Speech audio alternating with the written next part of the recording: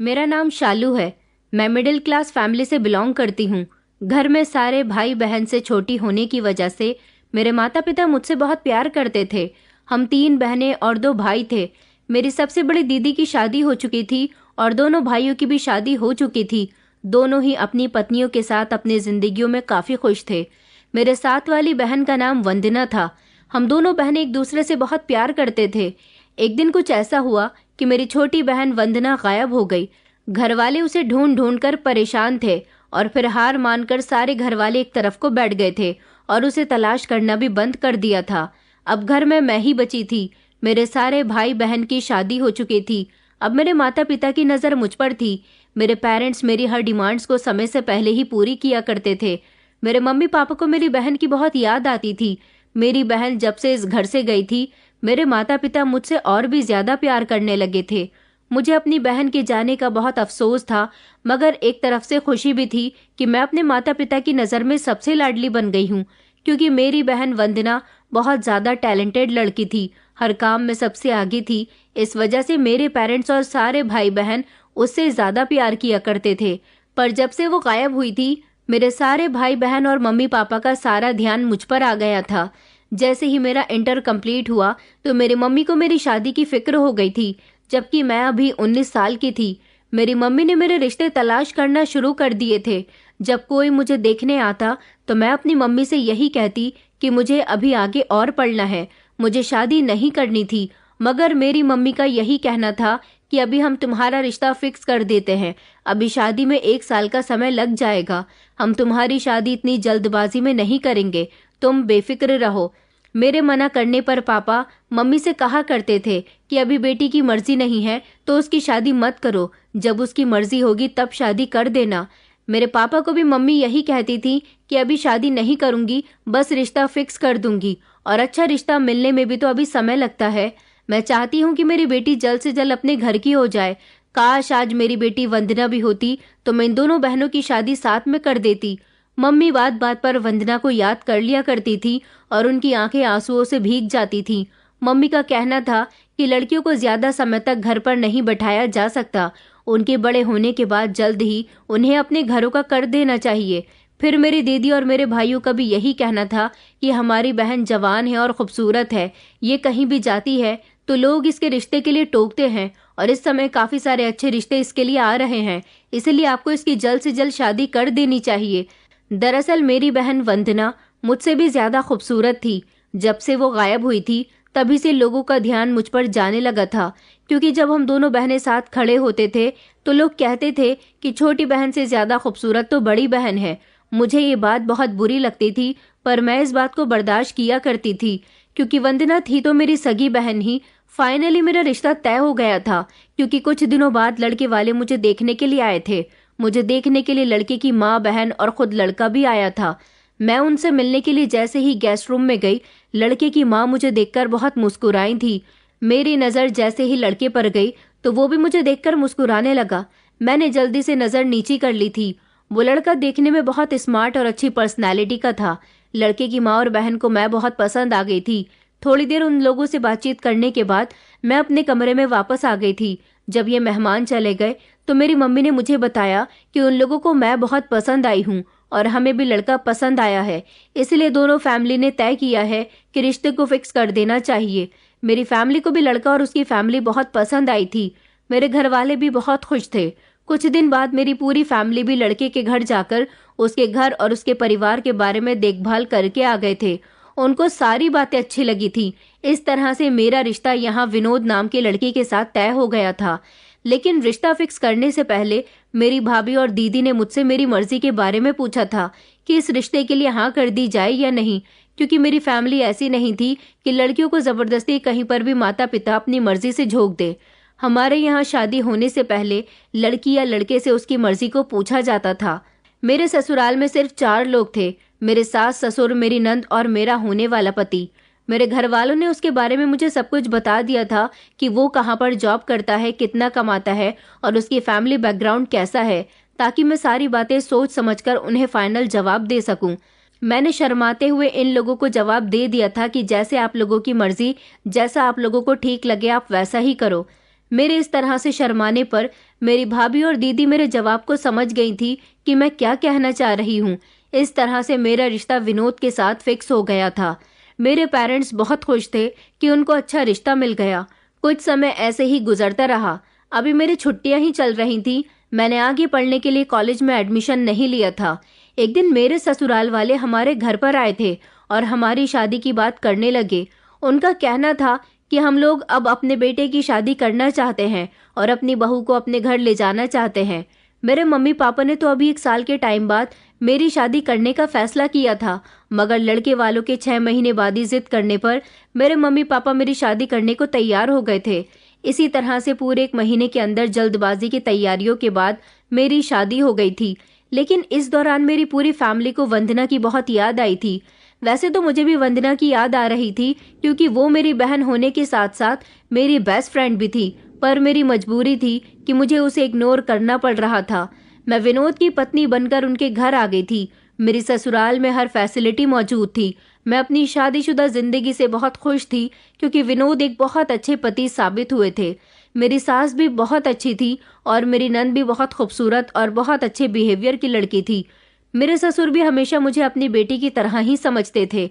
इस घर में आने के बाद मुझे ऐसा लग रहा था जैसे मैं अपनी ससुराल में नहीं बल्कि दोबारा से अपने मायके में रह रही हूँ, क्योंकि मुझ पर किसी तरह की कोई रोक टोक नहीं थी और ना ही इस घर में मेरे साथ बहू जैसा बिहेवियर किया जाता था। पति भी बहुत अच्छा मिला था, बहुत प्यार करता था और मेरी हर बात को मुंह से निकलने से पहले ही पूरी कर दिया करता था। हमारे घर में नौकरानियां लगी हुई थी, इसलिए घर का भी कोई काम करने की जरूरत नहीं पड़ती थी। मैं सारा दिन घर में बोर होती थी, क्योंकि मेरी नंद अभी पढ़ाई कर रही थी और वो कॉलेज जाती थी, तो शाम के टाइम तक ही वापस आती थी, क्योंकि वो कॉलेज से ही ट्यूशन को भी निकल जाती थी। मेरे ससुर घर में ही रहते थे, क्योंकि वो घर से ही काम किया करते थे। इसीलिए मेरी सास ज्यादातर अपने पति के साथ ही रहा करती थी। मेरा पति भी सारा दिन ऑफिस में होता था, जिसकी वजह से मैं सारा दिन अकेले बोर होती रहती थी। फिर मेरे दिमाग में एक आइडिया आया कि क्यों ना मैं अपनी बोरियत को दूर करने के लिए घर में बच्चों को ट्यूशन पढ़ा लेती हूँ। इस तरह से मेरा टाइम पास हो जाया करेगा। मैंने जब इस बारे में अपनी सास से बात की तो उन्होंने मुझे परमिशन दे दी थी और मेरे पति ने भी मुझसे कुछ नहीं कहा था, क्योंकि वो तो हमेशा मेरी हर बात पर एग्री रहते थे। मैं बच्चों को ट्यूशन पढ़ाने लगी थी। काफी सारे बच्चे मेरे पास ट्यूशन पढ़ने आने लगे थे। वैसे भी टीचिंग करना मेरा शौक था, लेकिन मेरे पेरेंट्स ने कभी मुझे स्कूल जाकर टीचिंग करने की परमिशन नहीं दी थी। अब ससुराल में आने के बाद जब मैं बच्चों को ट्यूशन पढ़ा रही थी तो ये भी अच्छा लग रहा था, क्योंकि मेरा सारा दिन अच्छे से इन बच्चों के साथ इनको पढ़ाते पढ़ाते गुजर जाया करता था। मेरी जिंदगी बहुत अच्छी गुजर रही थी। मेरा पति मुझे हर हफ्ते मेरे मायके ले जाता था। वहां जाने के बाद मेरा मूड फ्रेश हो जाता था, क्योंकि मैं अपनी मम्मी से ससुराल की ढेर सारी बातें किया करती थी। मुझे इस तरह से खुश देखकर मेरे मम्मी पापा भी और मेरे भाई बहन भी बहुत खुश रहते थे। मेरे घर वाले बेफिक्र थे कि उनकी बेटी को अच्छा पति मिलने के साथ साथ एक बहुत अच्छी ससुराल भी मिली थी, जहां पर उनकी बेटी राज कर रही थी। मेरी सास मुझसे घर का कोई काम नहीं करवाती थी। उनका कहना था कि तुम क्यों घर के काम करोगी, हमारे घर में इतनी सारी नौकरानियां हैं। तो मेरे ससुर भी आकर मेरी नंद के लिए कोई चीज लाते तो वही चीज मेरे लिए भी लाते थे। मेरे ससुराल वालों के अच्छे बिहेवियर की वजह से मेरे मायके वाले भी कभी कभी मेरे घर आ जाते थे, जिस पर मेरे सास ससुर उनकी बहुत खातिरदारी किया करते थे। सब कुछ बहुत अच्छा और परफेक्ट चल रहा था। एक दिन मैं शाम के टाइम पर बच्चों को ट्यूशन पढ़ा रही थी। मेरे पास एक लड़का पढ़ने आता था। उसका नाम आरुष था और वो सिर्फ 12 साल का था। मैं अपने कमरे में अकेले ही बच्चों को पढ़ाया करती थी। जिस टाइम मैं बच्चों को पढ़ा रही होती थी मुझे कोई भी डिस्टर्ब नहीं करता था। एक दिन मुझे आरुष ने अपने स्कूल बैग से निकालकर एक लेटर दिया। कहने लगा कि ये मुझे एक दीदी ने दिया है और कहा है कि ये लेटर मैं आपको दे दूं। मैंने आरुष से उसके बारे में पूछा जिसने उसे ये लेटर दिया था। आरुष को इस बारे में कुछ नहीं पता था। उसने कहा था कि मैं उनको नहीं जानता कि वो कौन है और ना ही वो मुझे अपना चेहरा दिखाती है। उनका चेहरा भी छुपा हुआ होता है और ना ही मैं उनका नाम जानता हूँ। आज जब मैं आपके घर पर ट्यूशन पढ़ने के लिए आ रहा था तो उन्होंने मुझे आगे वाले रास्ते पर रोक करके दे दिया था और कहा था कि तुम ये लेटर अपने टीचर को दे देना। मैंने जैसे ही वो लेटर खोल कर देखा तो उसमें लिखा हुआ था कि तुम कैसी हो शालू, आई मिस यू। इसके अलावा कुछ और लिखा हुआ नहीं था। मैं कंफ्यूज हो गई थी कि आखिर ये कौन है जिसने मुझे लेटर भेजा है और इसमें इन 2 लाइनों के अलावा और कोई बात भी लिखी हुई नहीं है जिससे मैं ये समझ सकूं कि ये लेटर किसने दिया है। ना ही इस लेटर पर कोई नाम लिखा हुआ था। आरुष तो वैसे भी बच्चा था, उसे क्या पता कि लेटर देने वाली लड़की कौन थी। मैंने वो लेटर तो अपने पास रख लिया, मगर मैं बड़ी हैरान थी कि आखिर ये कौन है जो मुझे लेटर भेज रही है और उसमें लिख रही है कि वो मुझे याद करती है। फिलहाल वो लेटर मैंने अपनी अलमारी में रख दिया और आरुष से इस लेटर के बारे में किसी को भी बताने से मना कर दिया था। अगले दिन फिर से आरुष जब मेरे पास ट्यूशन पढ़ने आया तो उसने फिर से उसी टाइप का एक लेटर मुझे दिया और फिर से मैंने उसे खोल कर देखा तो उसमें वही सब कुछ लिखा था कि तुम कैसी हो, आई मिस यू। इन शब्दों का मतलब तो मैं अच्छी तरह से जानती थी, लेकिन इन शब्दों को लिखने वाला कौन था? उस बच्चे ने मुझे वही बताया कि वो लेटर उसको उसी औरत ने दिया है जिसने कल दिया था।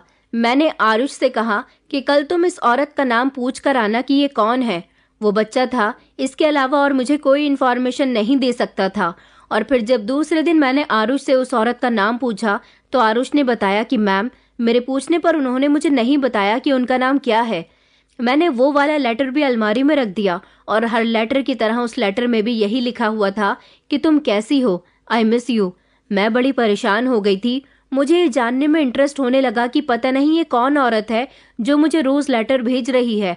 अब मैं इसको देखना चाहती हूँ, आखिर इसमें क्या राज हो सकता है। कभी कभी मुझे ऐसा लगता था कि कहीं इस लेटर में कुछ गड़बड़ तो नहीं, पर लेटर में कुछ गड़बड़ कैसे हो सकती थी और किसी को मुझसे क्या दुश्मनी हो सकती है। हालांकि मेरे ससुराल वालों का बिहेवियर भी मेरे साथ बहुत अच्छा था और मैं उनके साथ बहुत खुश थी। इनमें से भी मेरे साथ ये सब कुछ कोई नहीं कर सकता था। मैंने अपनी सास और नंद से भी इस बारे में कोई बात करना ठीक नहीं समझा। फिलहाल मैं ये सब सोचते सोचते ना जाने कि इस समय नींद में खो गई। कुछ दिन तक ऐसा ही चलता रहा। मेरे पास ट्यूशन पढ़ने वाला आरुष नाम का बच्चा हर दिन मेरे पास एक लेटर लेकर आता था और उस लेटर में सेम एक ही बात लिखी होती थी और मैं उन सारे लेटर्स को अपनी अलमारी में एक बॉक्स में इकट्ठा करके रख रही थी। मैं अभी तक इस राज को जान नहीं पाई थी कि इसमें क्या बात छुपी हुई है। एक दिन मेरी कुछ तबीयत ठीक नहीं थी। जब मेरे पास बच्चे ट्यूशन पढ़ने आने लगे तो मेरा ध्यान गया कि मेरी तबीयत ठीक नहीं है, मुझे आज इन लोगों की छुट्टी कर देनी चाहिए। लेकिन फिर जब मैंने आरुष को आते हुए देखा तो मैंने सारे बच्चों की छुट्टी कर दी थी और सिर्फ आरुष को ही अपने पास रोक लिया था, क्योंकि आज मैं जानना चाहती थी कि आखिर इस लेटर के पीछे क्या राज है। अब मैं खुद को और ज्यादा परेशान नहीं करना चाहती थी। मैंने सोचा कि मैं आज आरुष से कहूंगी कि वो मुझे उस जगह पर ले चले जहां पर वो औरत इसे लेटर देती है। मैं आरुष से इस बारे में बात करना चाहती थी, पर अचानक मेरी सास के कमरे से जोर जोर से चिल्लाने की आवाज आने लगी। मैं जैसे ही भागते हुए अपनी सास के कमरे में गई तो उनकी तबीयत बहुत ज्यादा खराब हो गई थी। आरुष को मैंने घर जाने के लिए बोल दिया था, वो अपने घर जा चुका था। मैं और मेरे ससुर मेरी सास को अस्पताल लेकर चले गए थे। मेरी सास के पेट में तेज दर्द उठ रहा था, पर अस्पताल में इलाज होने के बाद वो ठीक हो गई थी। 4 घंटे बाद हम उनको डिस्चार्ज करवाकर घर ले आए थे। पिछले 2 दिनों से मुझे आरुष के आने का इंतजार था, क्योंकि 2 दिनों से वो मेरे पास ट्यूशन पढ़ने के लिए नहीं आ रहा था। मैंने उसकी मम्मी को कॉल भी की तो उन्होंने कहा कि आरुष की तबीयत ठीक नहीं है। जब कुछ दिनों बाद आरुष ट्यूशन पढ़ने आया तो मैंने सोच लिया था कि आज मैं जानकर ही रहूंगी कि वो लेटर देने वाली औरत कौन है। इससे मुझे सब कुछ मालूम हो जाएगा, क्योंकि आज जब आरुष 5 दिन बाद मेरे पास ट्यूशन पढ़ने आया था तो आज भी वो मेरे पास वही लेटर लेकर आया था। फिर जब आरुष ने मुझे वो लेटर दिया तो मैंने उससे कहा कि आज मुझे तुम इस औरत के पास ले चलो जो रोज मेरे लिए ये लेटर भेजती है। पहले तो वो मना करता रहा, फिर वो मेरे साथ चलने के लिए तैयार हो गया। मैंने अपनी सास से कहा कि मैं आरुष के घर जा रही हूँ, उसकी मम्मी ने मुझे कुछ डिस्कशन करने के लिए बुलाया है। और इस तरह मैं आरुष को लेकर उसके साथ घर से निकल गई थी और बाकी सारे बच्चों की मैंने छुट्टी कर दी थी। आरुष मुझे एक पतली सी गली में लेकर चला गया। आरुष ने कहा कि मैं इसी रास्ते से आपके घर ट्यूशन आता हूँ, और फिर वो एक छोटे से और टूटे फूटे घर के आगे खड़े होकर रुक गया था। कहने लगा कि जब मैं इस घर के आगे से गुजरता हूँ तो वो आंटी मुझे आवाज लगाकर ये लेटर आपको देने के लिए कह देती हैं। मैंने आरुष से कहा कि आज तुम इस घर का दरवाजा बजाओ। मैं थोड़ी सी दूरी पर जाकर खड़ी हो गई थी, क्योंकि मैं देखना चाहती थी कि आखिर वो कौन है। आरुष ने दरवाजा बजाना शुरू कर दिया था, मगर किसी ने दरवाजा नहीं खोला। मैं मायूस होने लगी कि मैं कितनी मुश्किल से बहाना बनाकर घर से निकली हूँ। अब अगर वो लेटर देने वाली औरत नहीं मिल सकी तो मुझे कोई जानकारी नहीं मिलेगी। आरुष ने दोबारा से दरवाजा बजाया। कुछ देर बाद दरवाज़ा खुला, लेकिन जैसे ही मेरी नज़र दरवाज़ा खोलने वाले इंसान पर पड़ी तो मेरे पैरों तले से ज़मीन निकल गई थी। मैं डर कर जल्दी से दीवार की आड़ में छुप गई, क्योंकि वो कोई और नहीं बल्कि मेरी बड़ी बहन वंदना थी, जो मेरी बहन होने के साथ साथ मेरी बेस्ट फ्रेंड भी हुआ करती थी। हम दोनों बहनें बचपन से ही एक दूसरे के साथ फ्रेंड्स की तरह रहे थे और हम दोनों ज़्यादातर एक ही जैसी चीज़ को पसंद करते थे, एक ही स्कूल में पढ़ते थे, एक जैसे ही कपड़े बनाते थे और एक ही क्लास में पढ़ा करते थे। मेरी बहन वंदना मुझसे भी ज़्यादा खूबसूरत थी। स्कूल में हर कोई यही कहता था कि छोटी बहन से ज़्यादा बड़ी बहन वंदना खूबसूरत है। लोगों की इन बातों से मेरे दिल में अपनी बहन के लिए थोड़ी थोड़ी नफरत पैदा होने लगी थी, क्योंकि मेरी बहन बहुत ज़्यादा टैलेंटेड थी। वो हर चीज़ में परफेक्ट थी, जबकि मैं सिर्फ एक नॉर्मल सी लड़की थी जो हमेशा टीवी देखने में बिजी रहती थी। वंदना मम्मी के साथ घर के काम में भी हाथ बटाती थी और उसे काफ़ी सारे काम भी आते थे। वंदना के होते हुए मेरे मम्मी पापा भी सबसे ज़्यादा उसकी ही तारीफ किया करते थे, लेकिन वंदना सबकी फेवरेट होने के साथ साथ मेरी भी फेवरेट थी। मेरा उसके बिना दिल नहीं लगता था, क्योंकि स्कूल में भी मेरी उसके अलावा कोई दोस्त नहीं थी और घर में भी हम दोनों खूब इंजॉय करते थे। अगर कभी किसी वजह से वंदना स्कूल नहीं जाती तो मैं भी स्कूल नहीं जाती थी, क्योंकि उसके बिना स्कूल में मैं सारा दिन बोर होती थी। मेरे अलावा वंदना की कोई भी दोस्त नहीं थी। हमारी क्लास की लड़कियां भी हम दोनों बहनों की मोहब्बत से जलती थी। सारे बहन भाइयों में इतनी मोहब्बत नहीं थी जितनी हम दोनों बहनों में थी। सारे रिश्तेदार हमारी मोहब्बत की मिसाल दिया करते थे।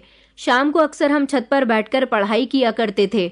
मुझे कुछ समझ नहीं आता तो मैं वंदना से पूछ लिया करती थी, क्योंकि वंदना मेरा हर कदम पर साथ देती थी। वो बड़ी ज़रूर थी, पर बड़े होने का हमेशा फ़र्ज निभाती थी।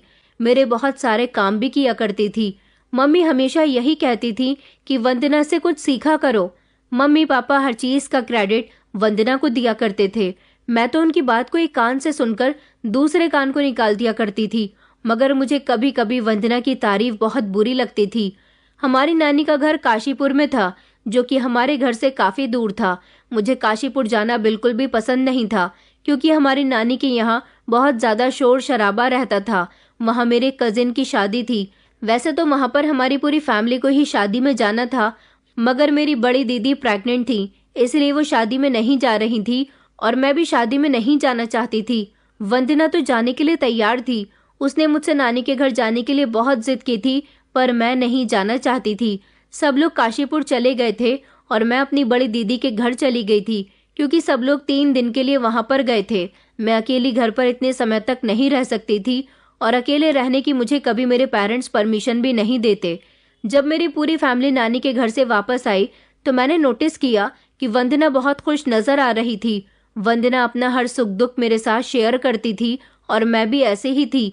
मैंने जब वंदना की इस खुशी की वजह पूछी तो उसने मुझे खुशी से बताया कि नानी के घर पर एक लड़का उसे शादी में मिला था, जो कि बारात की तरफ से आया था। उसने वंदना को पसंद कर लिया था। वंदना भी उसे पसंद करने लगी थी और चाहने लगी थी। इस तरह इन 3 दिनों में उन दोनों के बीच अच्छी बातचीत हो गई थी और दोनों ने एक दूसरे के मोबाइल नंबर भी शेयर कर लिए थे। वंदना ने बताया कि सबसे अच्छी और खुशी की बात यह है कि वो लड़का हमारे अपने ही शहर का रहने वाला है और वो भी हमारी ही तरह हमारी कजिन के ससुराल वालों की तरफ से बारात में गया था। वो मेरी कजिन के पति का दोस्त था। इस तरह से उन दोनों के बीच अच्छी जान पहचान हो गई थी। वंदना उस लड़के के सपने अपनी आंखों में सजाने लगी थी। वंदना ने कहा कि मेरी उससे बहुत अच्छी फ्रेंडशिप हो गई है। वो देखने में बहुत स्मार्ट है और अच्छी फैमिली से है। उस लड़के का नाम मुकुल है। उन दोनों ने एक दूसरे को पहली ही नज़र में पसंद कर लिया था। उस समय हम दोनों हाई स्कूल में थे और हमारी उम्र भी कम थी। हमें ज़्यादा अकल भी नहीं थी। मैंने वंदना से कहा कि तुम मुझे भी मुकुल से मिलवाना। वंदना कहने लगी कि छुट्टियां खत्म होने के बाद जब हम स्कूल जाएंगे तो स्कूल के बाद मुकुल वंदना से एक रेस्टोरेंट में मिलने के लिए आएगा। वो वहां पर मुझे भी ले जाएगी और मेरी मुलाकात मुकुल से करवा देगी। अब वंदना हर दिन मुझसे मुकुल के बारे में ही बातें किया करती थी। उन दोनों की फ़ोन पर हर रोज़ घंटों के हिसाब से बातें हो रही थी।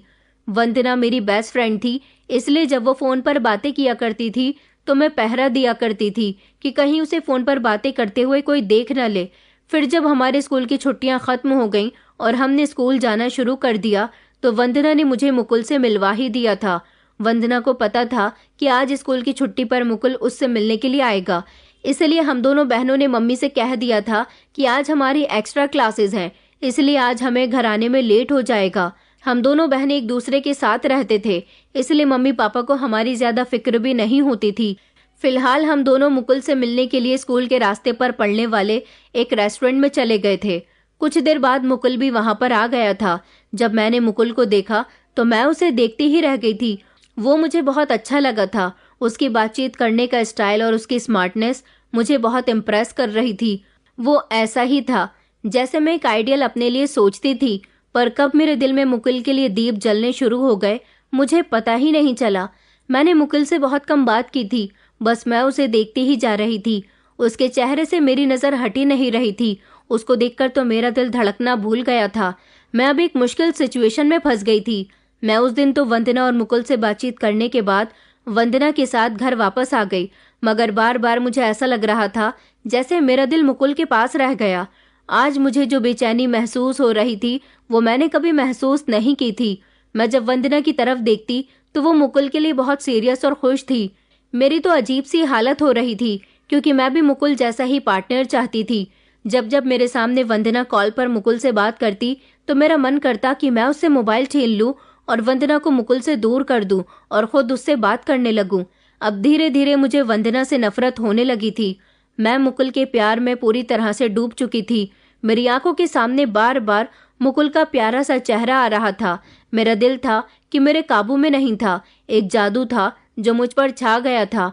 और अब मैं ये भी सोच रही थी कि वंदना और मुकुल एक दूसरे को पसंद करते हैं, फिर मेरी जगह उनके बीच कहीं नहीं बन रही थी, और यही ख्याल मुझे बार बार तड़पाकर रख देता था। मैं एक अजीब सी बेचैनी से गुजर रही थी। हर बार मुझे वंदना को देखकर जेलसी महसूस होती थी। ऐसा लगता था जैसे वंदना मेरी ही चीज पर कब्जा किए हुए बैठी है। मेरी बेचैनी की वजह किसी को पता नहीं थी, लेकिन वंदना मेरी हालत देखकर मुझसे इसकी वजह पूछती थी, पर मैं उसे इस बारे में क्या बताती कि मैं क्या चाहती हूँ। मैंने ये बात किसी को नहीं बताई थी। मैं अंदर ही अंदर वंदना को मुकुल के करीब जाता देखकर घुट रही थी। अब हर रोज वंदना स्कूल से छुट्टी के बाद मुकुल से मुलाकात करती थी। वो दोनों आपस में बातें करते थे और मैं एक तरफ बैठ जाती थी। मुझे उन दोनों को एक साथ देखकर बहुत गुस्सा आता था। मैं चाहती थी कि इस बारे में वंदना को सब कुछ बता दूं, लेकिन अगर वंदना को ये सब पता चल जाता तो मेरी मुकुल से भी दोस्ती खत्म हो सकती थी, क्योंकि मैंने किसी न किसी बहाने से मुकुल से दोस्ती कर ली थी। लेकिन प्यार वो सिर्फ वंदना से ही करता था। मैं हर बार वंदना के साथ रेस्टोरेंट चली जाती और मुकुल से मिल भी लेती थी, जबकि वंदना मुझसे कहती कि तुम घर जाकर बता देना कि मैं अपनी एक फ्रेंड के यहाँ चली गई हूँ, इसलिए मुझे घर आने में देर हो जाएगी। पर मैं वंदना के साथ ही रहती थी और उसके साथ ही घर जाती थी। मेरे अंदर जो मोहब्बत मुकुल के लिए बढ़ रही थी उसको कोई नहीं जानता था, यहाँ तक कि मुकुल भी नहीं। जैसे जैसे समय बीतता जा रहा था वैसे वैसे मुकुल की मोहब्बत मेरे दिल में उतरती जा रही थी, और मुझे मेरी मोहब्बत के बीच सिर्फ एक रुकावट नजर आती थी। वो थी मेरी सबसे अच्छी और प्यारी बहन वंदना। अब मुझे अपनी ही बहन से नफरत होने लगी थी। मैं घर में भी उससे चिड़चिड़ी रहती थी। मैं ये सोचने लगी थी कि किस तरह से वंदना मेरे और मुकुल के बीच से हट जाए। मेरी उम्र भी उस समय कम थी, लेकिन ये फीलिंग शायद इस उम्र में हो ही जाती है। मगर मेरी मोहब्बत मेरे अंदर एक जुनून पैदा कर रही थी। दिन ब दिन मेरे अंदर वंदना के लिए नफरत बढ़ती जा रही थी।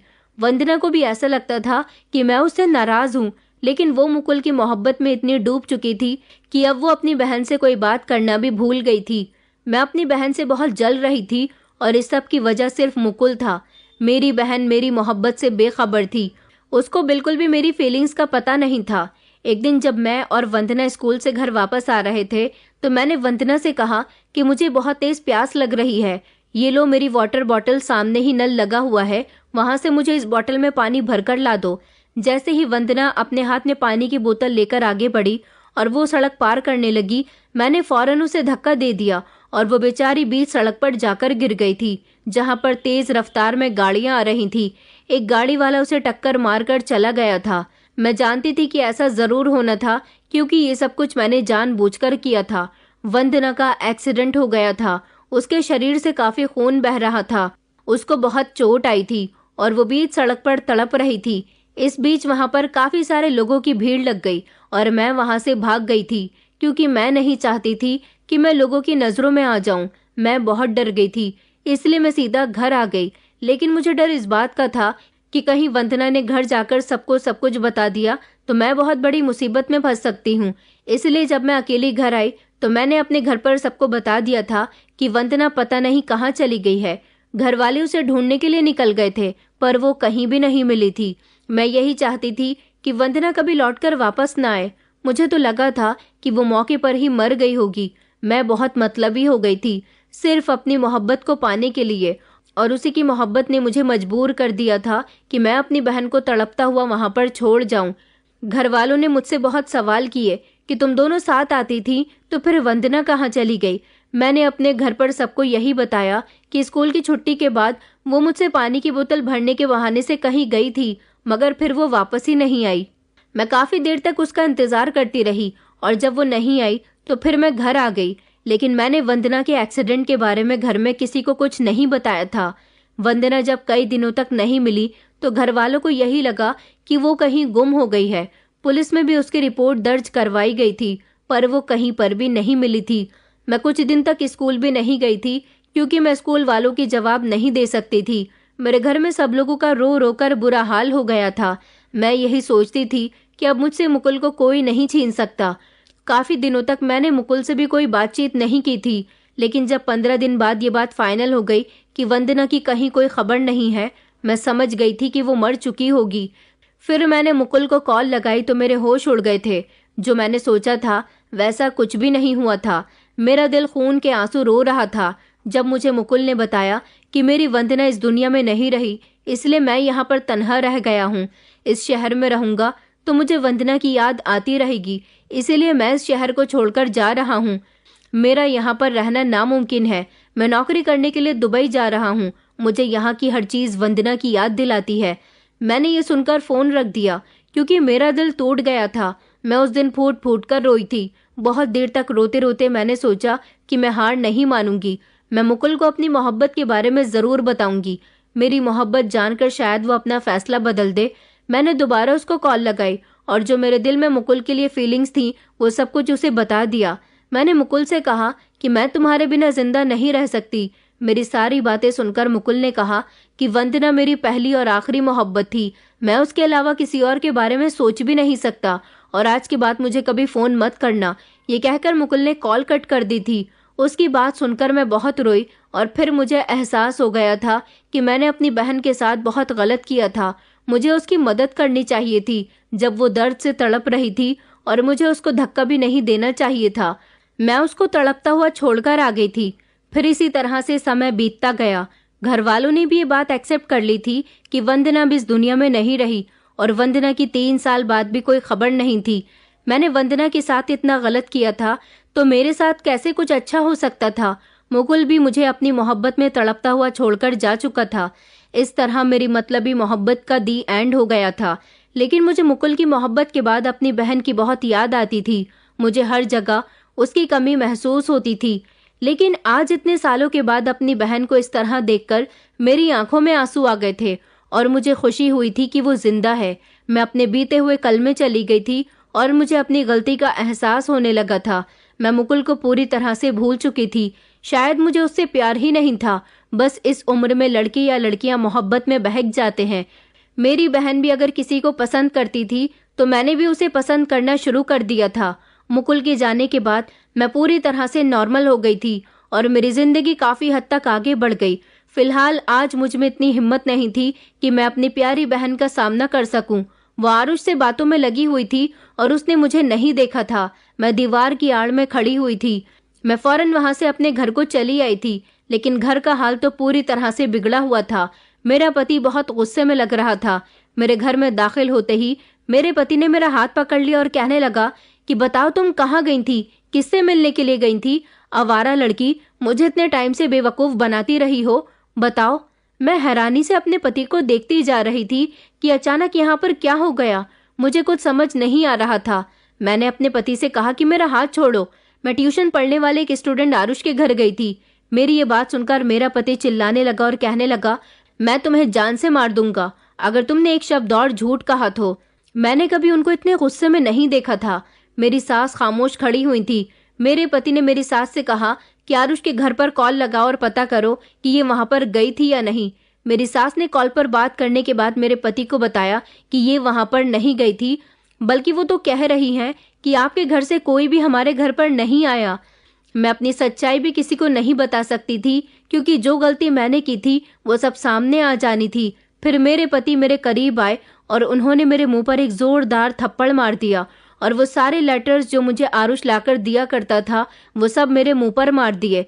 मेरे पति ने कहा कि बताओ ये कौन है जो तुम्हें आई मिस यू के लेटर्स भेज रहा है।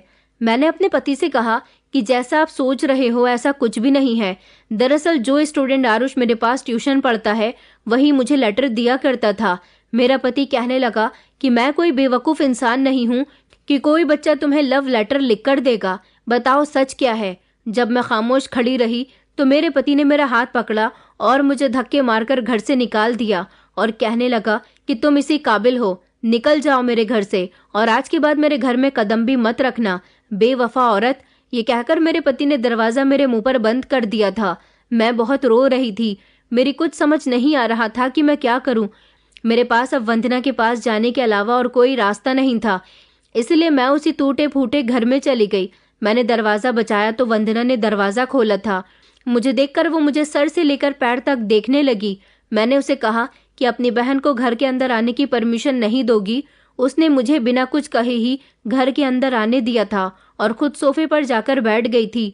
वो अकेली इस घर में न जाने कब से रह रही थी।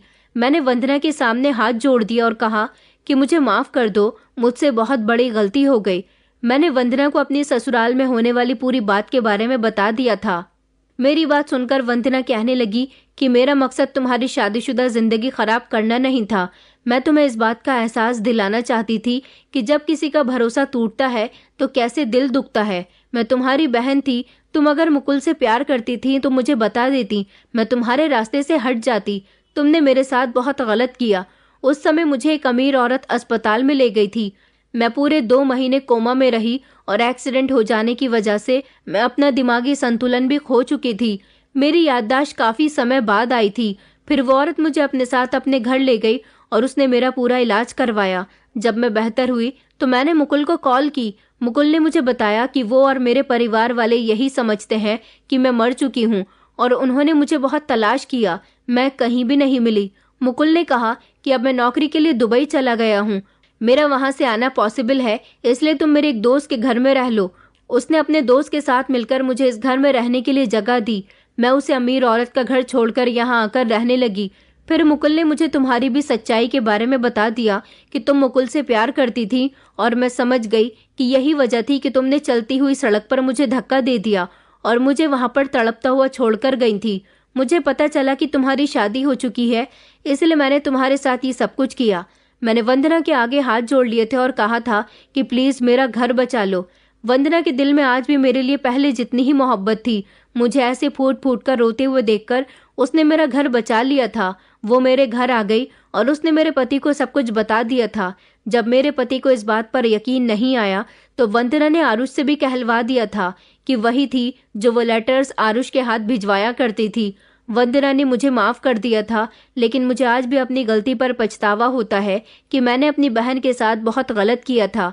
कुछ समय के बाद आरुष दुबई से वापस आ गया था और वंदना उसके साथ मम्मी पापा के घर चली गई। उसको इस तरह से जिंदा देखकर मेरे घर वाले बहुत खुश हुए थे। मेरे घर वालों को भी जब ये बात पता चली तो लोगों ने मुझ पर बहुत गुस्सा किया था और काफी समय तक मुझसे किसी ने बातचीत नहीं की थी, क्योंकि ये मेरी सजा थी और मैंने बहुत बड़ी गलती की थी। अब वंदना की आरुष के साथ शादी हो चुकी है और वो उसके साथ दुबई में ही शिफ्ट हो गई, लेकिन मेरे माता पिता आज भी मुझसे नाराज हैं। मेरी ससुराल में मेरी जितनी वैल्यू और इज्जत थी वो सब पहले से कम हो गई, मगर मेरा पति इस बात पर खुश है कि मैंने अपने किए की माफी वंदना से मांग ली थी।